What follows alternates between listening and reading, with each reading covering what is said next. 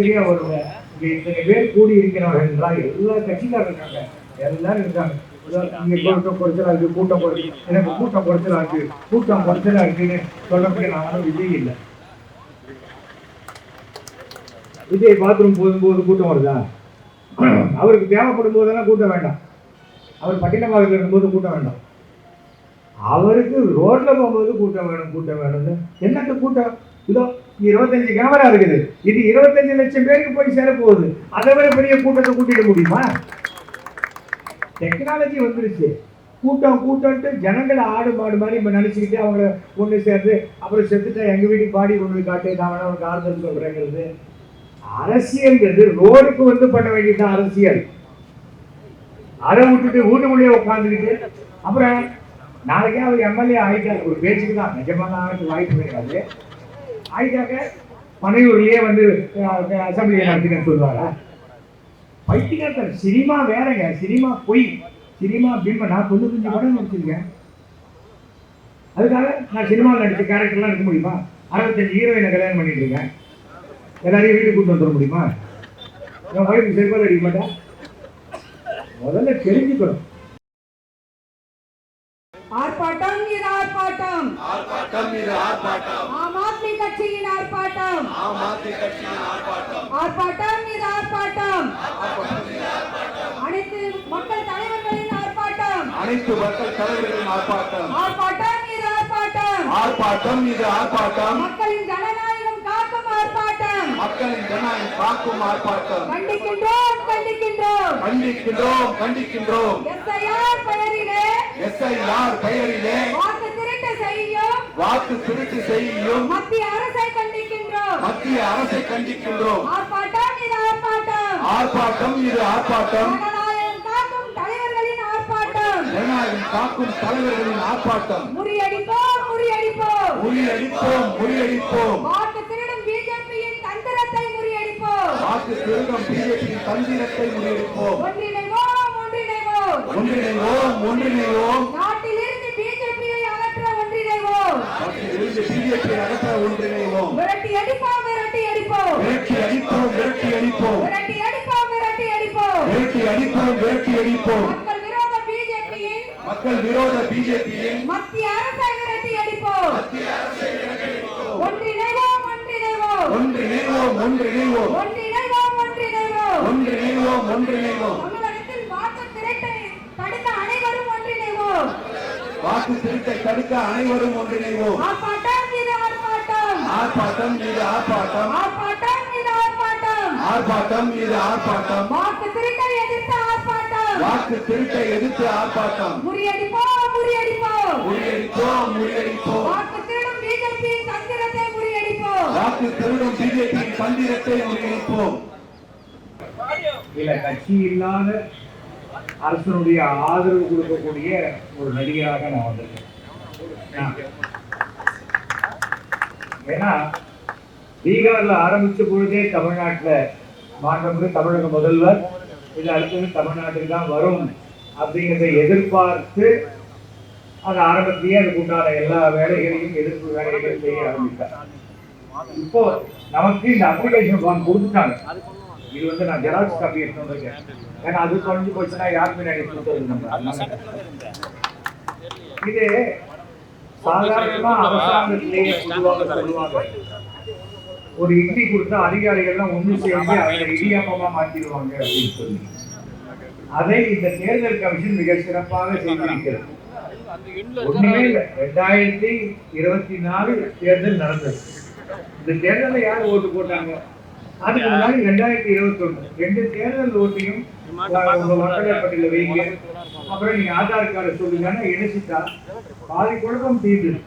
அதை தவிர வீடு மாறுறவங்க, அட்ரஸ் மாறுறவங்க, ஊர் மாறுறவங்க, வேலை மாறுறவங்க, அது எல்லாத்தையும் கண்டுபிடிக்கலாம். அன்னைக்கு தேர்தல் கமிஷன் சொல்றாங்க, நாங்க 10 நாள்ல 5 கோடி பேருக்கு அப்ளிகேஷன் கொடுத்துட்டேன்னு. தமிழ்நாட்டினுடைய அமைச்சர் நம்முடைய பிடிஆர் அவர்கள் என்னுடைய தொகுதியிலேயே 10% மேல கொடுக்கவே இல்லை இவங்க அப்படின்றாங்க. அப்ப இது அதிகாரிபூர்வமான அறிவிப்பு தமிழ்நாட்டில இருந்து. அப்ப எதுக்காக போய் சொல்லணும்? 80% கொடுத்தாச்சு, இப்ப 95% கொடுத்தாச்சு, அப்புறம் ஒரு வாரம் கழிச்சு சொல்லுவாங்க நாங்க 150% கொடுத்துருக்கோம். என்ன வேணா சொல்லலாம். இன்னும் தமிழ்நாட்டினுடைய தேர்தல் அதிகாரி பத்திரிகையாளர்களை சந்தித்து பத்திரிகையாளர் கேட்கும் எந்த கேள்விகளுக்கும் பதில் சொல்லவில்லை. அரசு என்பது யாருடைய சொந்த வீட்டு வேலையும் கிடையாது. நம்ம கிட்ட இருந்து வாங்குற பணத்திலிருந்து, வரி பணத்திலிருந்து அவங்களுக்கு சம்பளமாக கொடுக்கக்கூடிய பணத்தில் வேலை செய்யறவங்க தான் தேர்தல் கமிஷன்ல இருக்கிறவங்களும். இத பண்ணிருக்காங்க. இதுல ஏதாவது பாத்தீங்கன்னா தமிழ்நாட்டுல தமிழ்ல கொடுக்கணும். தந்தையின் பெயர், பாதுகாவலரின் பெயர். யாரு பாதுகாவலர்? தந்தை, தாய், கணவன், மனைவி ஏதாவது போடும். பாதுகாவலர்னா யாரு? வாட்ச்மேனா? யாரு பாதுகாவலர்? அதாவது இந்த அப்பெல்லாம் தூர்தர்ஷன்ல ஜூன் ஒரு இந்தி சீரியல தமிழ்ல டப் பண்ணுவாங்க. அந்த மாதிரி டப் பண்ணி பண்ணப்பட்ட அப்ளிகேஷன் ஃபார்ம். இதுல 13வது ஒண்ணு போட்டுருக்கு பாருங்க, கடைசியில போட்டிருக்கு. அதாவது இந்த 13 என்னன்னு சொன்னா, பீகார்ல 7/1/25 அன்னைக்கு சீர்திருத்தப்பட்ட வாக்காளர் பட்டியலுடைய நகல். அது என்னன்னா, அதை தமிழ்நாட்டுக்கு வரும்போது அதை தமிழ்நாடுன்னு கூட மாத்துறதுக்கு தெரியாம அப்படியே டிரான்ஸ்லேட் பண்ணிருக்காங்க. யாராவது கேட்டா கூட இப்ப என்ன நமக்கு என்ன தோணுது, ஓ பீகார் பட்டியலை வச்சுக்கிட்டு நீ தமிழ்நாட்டுல வாக்காளர் பட்டியலை சரி பண்ண போறியான்னா, அப்ப பீகார்ல விட்டு போன வாக்காளர் தான் தமிழ்நாட்டுல இருக்காங்களா? அவரை வந்து அடிப்படையாக தேர்தல் கமிஷனுடைய அடிப்படை விஷயம் என்னன்னா, வாக்காளர்களுடைய எண்ணிக்கையை அதிகரிக்க வேண்டும். இப்ப புத்திசாலித்தனமா வாக்கு சதவிகிதத்தை அதிகரிக்கிறேன்னு இவங்க சொல்றாங்க பெருமையா. இது எப்படின்னா, 234 தொகுதியில 20 தொகுதி நின்றுட்டு 4 தொகுதி ஜெயிச்சப்புறம் அண்ணாமலை சொல்லுவார், நாங்க 40% ஓட்டு இருப்பார். அந்த மாதிரிதான் இருக்கு. சதவிகிதமே தேவையில்லை. போன தடவை 5.5 கோடி பேர் போட்டாங்க, இப்ப 6 கோடி பேர் போடுறாங்க. அந்த எண்ணிக்கையே கொடுக்கணும். அதுதான் உண்மையான விஷயம். இப்போ பீகார்லயே சொல்றாங்க, ஓட்டு போட்டவங்களுடைய எண்ணிக்கைக்கும் ஓட்டு விழுந்ததுக்கு எண்ணிக்கையும் மாறுதான். இதுக்கும் அதுக்குமே ஒரு பூத்துலயும் 10% மாறுதுன்னா, அப்ப யாரோ உள்ள கொண்டு வந்து போட்டுருக்காங்களா? ஏற்கனவே மக்களுக்கு நிறைய பேருக்கு மின்னணு வாக்குப்பதிவு எந்திரத்தின் மேல நம்பிக்கை குறைஞ்சிக்கிட்டே வருது. யாருக்கு போட்டாலும் இன்னொருத்தருக்கு அமைக்கலாம், அவருக்கு அமைக்கலாம், இவருக்கு வந்துடும், இதுதான் வருது. யாரு எத்தனை பட்டணம் அமைக்கினாலும் மீண்டும் தமிழ்நாட்டில் நான் சொல்றது பீகார் மாதிரி தான். இங்கேயும் எந்த அரசியல் மாற்றமும் வராது. பீகார் மாதிரி தொடர்ந்து இங்க என்ன ஆட்சி இருக்கோ அதே ஆட்சி தான் தொடரும். அதாவது ஃபர்ஸ்ட் வேலை செய்யறவங்க யாரு? தமிழ்நாட்டில் எல்லாரும் தமிழர்கள் தான்.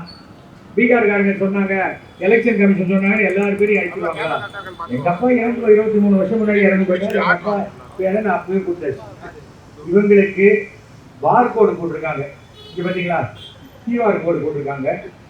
நம்மளுடைய ஓட்டர் ஐடியில பார்கோடு போட்டிருக்காங்க. ரெண்டையும் இணைச்சிட்டாலே பாதி வேலை மிச்சம். அதையே செய்யல.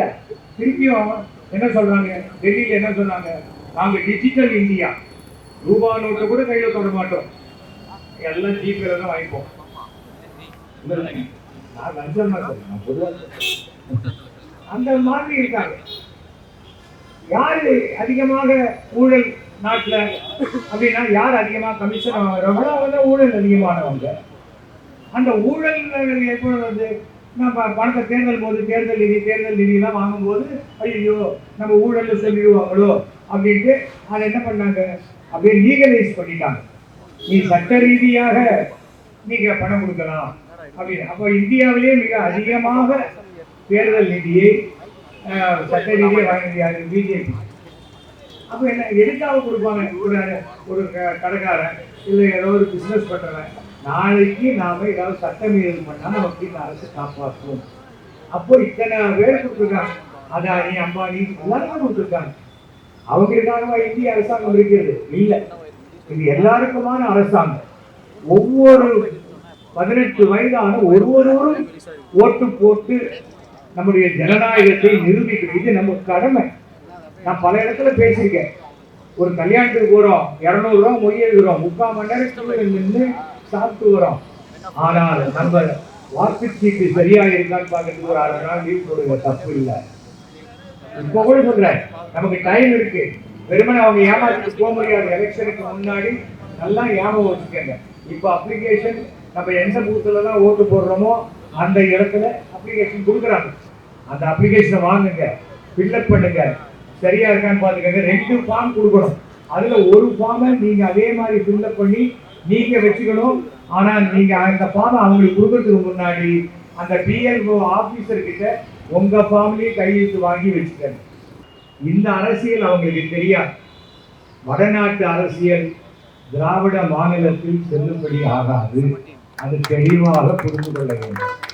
இங்க இந்து, முஸ்லீம், கிறிஸ்டியன் எல்லாரும் பிரதர்ஸ் மாதிரி தான் பழகணும். சும்மா இந்த மதத்தை வைத்து ஓட்டு வாங்குறது, மதத்தை வச்சு அவன் ஆகாது இவன் ஆகாது. இந்தியாவில் பிறந்தவர்கள் எல்லாருமே இந்தியர்கள் தான். அதை புரிஞ்சுக்கணும். நீ பாகிஸ்தான்லேருந்து வந்த, அத்வானி கூட பாகிஸ்தான்லேருந்து வந்தாரு. எல்லாரும் தான் ஒரு காலத்துல வருவாங்க, வந்தாங்க, சுதந்திரத்துக்கு முன்னாடி வந்தாங்க. அது இப்ப போய் நீ சொல்ல முடியுமா? இன்கம் டாக்ஸ்ல என்ன சொல்றாங்க? 10 வருஷம் ரெக்கார்டு வச்சிருந்தா போடுறான். நீ 23 வருஷம் முன்னாடி நடந்ததை போய் கேட்டா, எங்க அப்பா எனக்கு சொத்து எழுதி வைப்பாரா, ஓட்டர் ஐடி எழுதி வைப்பாரா என்கிட்ட? யோசிச்சு பாருங்க. அவனுக்கு இப்போ 2005 நமக்கு சீர்திருத்தம் நடந்தது. இந்த சீர்திருத்தம் நடந்தது 2006 தமிழ்நாட்டில் சுனாமி. அத்தனை பேர் வீட்டில் இருக்க குழந்தைங்க ப்ராக்ரஸ் ரிப்போர்ட்ல எல்லாம் அடிச்சுட்டு போயிடுச்சு. 2015 தமிழ்நாட்டில் அவ்வளோ பெரிய வெள்ளம், எல்லாம் அடிச்சுட்டு போயிடுச்சு. அப்போ எல்லாத்தையும் அவன் ரேஷன் கார்டு வாங்குவானா, எனக்கு ஓட்டர் ஐடி கொடுன்னு கேட்பாங்க. இதை நடைமுறைப்படுத்துவதில் உண்டான இதை பண்ணுங்க, எப்போ வேணா பண்ணுங்க. நம்ம 2026 மே மாசம் எலெக்ஷன் முடிஞ்சாலும் பண்ணுங்க. அதை பற்றி ஏன் இப்போ 1 மாசம், சாதாரண 1 மாசம் பண்ண வேண்டிய வேலையை அரசாங்கம் பண்ணா அது 6 மாசம் பண்ணும். 6 மாசம் பண்ண வேண்டிய வேலையை நான் 1 மாசத்துல பண்றேன்னா யாராவது ஜனங்க நம்புவாங்களா? அரசு எது செய்தாலும் அது செய்யும். ஆனா இப்ப என்ன சொல்றாங்க, தேர்தல் கமிஷன் அரசாங்கப்பா, அது தனிப்பட்ட இது. யாரு தனிப்பட்டது? அரசாங்கத்துல போய் டெய்லி கும்பிட்டு போறாங்க. அவர் தலைவராக இருக்கக்கூடிய அமைப்பு. அது எது வாழ்க்கை, எது மேக்கப், அதை நம்ம தெரிஞ்சுக்கணும். போலீஸ்காரங்க பாதுகாப்பு கொடுக்கல, போலீஸ்காரங்க பாதுகாப்பு கொடுக்கல, ஏன் பாதுகாப்பு கொடுக்கல? போலீஸ்காரங்க இங்க இருக்கிறவங்க வெட்டி வச்சு அடிக்கிறாங்க. சும்மா போலீஸ்காரங்க உங்க வீட்டு வாட்ச்மேன் மாதிரி நினைக்கிறத முதல்ல நிறுத்தணும். நாம சட்டத்திற்கு மரியாதை கொடுத்தால் சட்டம் நமக்கு பாதுகாப்பு கொடுக்கும். அதை தெரிஞ்சுக்க முதல்ல அடிப்படையா தெரியல. சும்மா அணிக்குட்டி மாதிரி அடியையும் தாடியும் இருந்தது. அவங்க பாருங்க, தமிழ்நாட்டுல கிட்டத்தட்ட 50 லட்சம் ஓட்டு காணாத போகுதுன்னா அது அத்தனையும் அணிக்குட்டிங்க ஓட்டு தான். அவங்களுக்கு பூத்துக்கும் போக தெரியாது, ஒண்ணுமே தெரியும். எங்கேயாவது ஆர்ப்பாட்டம் கொடுங்க, குத்தாட்டம் போட்டு பார்த்துருக்கீங்களா? அது எல்லாம் இந்த வெட்டி கடைகள் தான் நடக்கும். அதனால இதுக்காக என்ன சொல்றேன்னா, டெல்லியிலேருந்து வந்தாலும் சரி, எங்கேருந்து வந்தாலும் சரி, ஒரு நல்ல நோக்கத்துக்காக சேர்ந்துருக்கிறோம். நாம நீங்க என்னைக்கு ஃப்ரீயோ அந்த பூத்துக்கு போங்க, நீங்க ஹெல்ப் பண்ணுங்க, ஃபார்ம் ஃபில்அப் பண்ணுங்க. அத்தனை பேர் தமிழ்நாட்டில் படிச்சுவாங்க, இந்தியாலேயே அத்தனை பேர் படிச்சுவாங்க. எம்பிஏ 2வது படிச்சவங்கலாம் எம்பியில தான் எம்பி எல்லாம் இருக்காங்க, 1வது படிச்சவங்க எம்பியா இருக்காங்க. அவங்களுக்கே யாரோ தான் ஃபார்ம் ஃபில்அப் பண்ணி கொடுக்குறாங்க. அப்படி இருக்கும்போது சும்மா நான் அதை படித்தேன். ஜிஎஸ்டியை பற்றி ஒரு விஷயத்தை நான் இப்போ சொல்கிறேன். நான் ஜிஎஸ்டியை குறைச்சிட்டேன், எங்களுக்கு அது வச்சு உங்களுக்கு அப்படியே வரி குறைஞ்சு போச்சுங்கிறாங்க. என்ன பண்ணியிருக்காங்க தெரியுமா? சிகரெட்டுக்கு 40% வரி, அது ஒரு போதை பொருள் அப்படின்லாம் சொல்லிட்டு பீடியோடைய வரியை 18% 5% ஆகிட்டாங்க. பீடி தான் இருக்கிறதே ரொம்ப கெடுதல், நேர கேன்சர் வரும். ஆனா என்ன, அந்த பீடி தயாரிப்பாளர்களும் வட இந்தியாவில் இருக்காங்க. அது ஒரு மாஃபியா நாசி. நம்ம இதை கேட்கல யாருமே. ஒரு வருஷம் முன்னாடியே சொல்லிட்டாங்க நாங்க வரியை குறைய போறோம். என்ன பண்ணிட்டாங்க? முன்னாடியே எல்லாரும் விலையை ஏற்றிட்டாங்க, வரியை குறைச்சிட்டாங்க. ஆடி தள்ளுபடின்னு போடுவாங்க. அந்த விலை, பொருள் விலை 90 ரூபா தான். ஆடி தள்ளுபடி இன்னைக்கு 200 ரூபான்னு போட்டு உங்களுக்கு 100 ரூபா குறைப்பாங்க. சந்தோஷம், 100 ரூபாயா, ஆச்சரியமா இருக்கேன். கடையில் பார்த்தா அது 90 ரூபா பொருள், அந்த 100 ரூபா கொடுத்து வாங்கிட்டு வருவீங்க. நமக்கு ஏதாவது குறைச்சலா இருந்தா போதும். நம்ம என்னைக்குமே சர்ஃபுக்காக சர்ஃபு வாங்கிடுவோம், பக்கெட்டுக்காக தான் சர்ஃபு வாங்குவோம், கப்புக்காக ஹார்லிக்ஸ் வாங்குவோம். எதுக்கு எந்த பொருளும் அது வாங்குறது நமக்கு அடிப்படையாக உங்களுக்கு தெரிஞ்சவங்க இதெல்லாம் சொல்லுங்க. நம்ம ஒரு சமூக சேவை மாதிரி இந்த ஃபார்மை ஃபில்அப் பண்ணி கொடுங்க. ஃபில்லப் பண்ணி கொடுத்துருங்க. ஏதாவது ஃபில்லப் பண்ணிருந்தீங்கன்னா பிளாக்கா விட்டுடுங்க. அந்த தொகுதி அந்த இது போடுங்க, பாகமேல போட்டுட்டு விட்டுடுங்க. எதையாவது எழுதி எச்ச போட்டு அடிக்கிறேன், வெள்ளை போட்டு அடிக்கிறேன் அப்படின்னா இதெல்லாம் சாக்கு வச்சுடுவாங்க. அதனால அதை பார்த்துக்கோங்க. 2 அப்ளிகேஷனோட ஒன்று வச்சுக்கோங்க.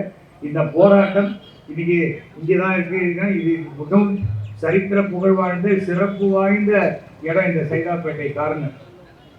அதனால இப்படிப்பட்ட இடத்துல வந்து பேசுவதற்கு என்னை அழைத்ததற்கு என்னுடைய அருமை நண்பர் வசீகரனுக்கு என்னுடைய மனமார்ந்த நன்றியை நான் தெரிவித்துக் கொள்கிறேன்.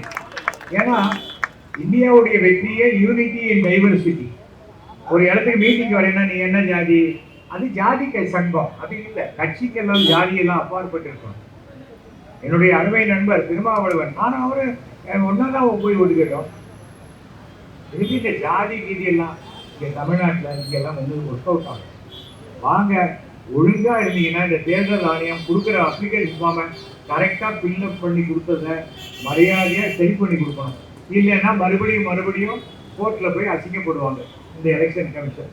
இந்த எலெக்ஷன் கமிஷனுக்கு அசிங்கப்படுறதே வேலையாக போச்சு. நம்ம என்ன பண்ணுறது? ஜட்ஜெல்லாம் இப்போ புதுசாக யோசிக்கிறதே இல்லை. ஏற்கனவே எழுதி வச்சுட்டே படிக்கலாம்ப்பா அப்படிங்கிற அளவுக்கு தான் அவங்க நடந்துக்கிறாங்க. அந்த மாதிரி இருக்கிறது. ஸோ மீண்டும் உங்கள் எல்லாருக்கும் சொல்கிறேன், ஐயோ இது எப்படிப்பா ஃபில்லப் பண்ணுறது, விட்டுறாதீங்க. இது நம்மளுடைய உரிமை. யார் இந்த மாதிரிலாம் நம்மளை படுத்தினாங்களோ அவங்களுக்கு ஒரு ஓட்டு கூட வராமல் அவங்களை எதிர்த்து ஓட்டு போடுங்க. உங்களுக்கு பிடிச்சவங்களுக்கு போடுங்க. ஏன்னா இது அரசியல் மேடை இல்லை. நான் யாருக்கு ஓட்டு போடணும் இதெல்லாம் நான் சொல்ல மாட்டேன். அது சொல்கிறதுக்கு தனியாக ஒரு சுற்றுப்பயணம் வருவேன். ஓகேயா? அதை பற்றி கவலைப்படாதீங்க. நமக்கு அதெல்லாம் ஒரு பிரச்சனையும் கிடையாது. நம்ம பொறுத்த வரைக்கும் ஊழலற்ற அரசாங்கம் இருந்தால் எல்லாருக்கும் நல்லது. அவ்வளோதான் சொல்லுவேன். இந்திய ஜனநாயகத்தினுடைய மாண்பை காப்பதற்காக நான் இது எனக்கு அதிகமாக வயசால 75 தான் ஆச்சு. டிசம்பர் 26 அன்னைக்கு 76 ஆரம்பிக்குது. நான் இதுவரைக்கும் ஒரு முறை கூட ஓட்டு போடாத தேர்தலே கிடையாது. நான் இதை பெருமையாக நினைக்கிறேன். நான் யாருக்கு வேணா ஓட்டு போட்டுக்கலாம். ஆனால் ஓட்டு போடுவது என்பது அது எனக்கு ஒரு அரசு கொடுத்த கௌரவம். அந்த கௌரவத்தை தடுக்கிறதுக்கு தேர்தல் கமிஷனுக்கு எந்த அதிகாரமும் கிடையாது. உனக்கு எப்படி ஓட்டு போடுறது அப்படிங்கிற உரிமையை தான் கொடுக்கறதுக்கு அவங்க வந்திருக்காங்களே தவிர நம்ம உரிமையை பறிப்பதற்காக அவங்க வரவில்லை என்பதை தெரிவித்துக் கொள்கிறேன். அனைவருக்கும் என்னுடைய மனமார்ந்த நன்றியையும் வாழ்த்துக்களையும் தெரிவித்துக் கொள்கிறேன். நன்றி, வணக்கம்.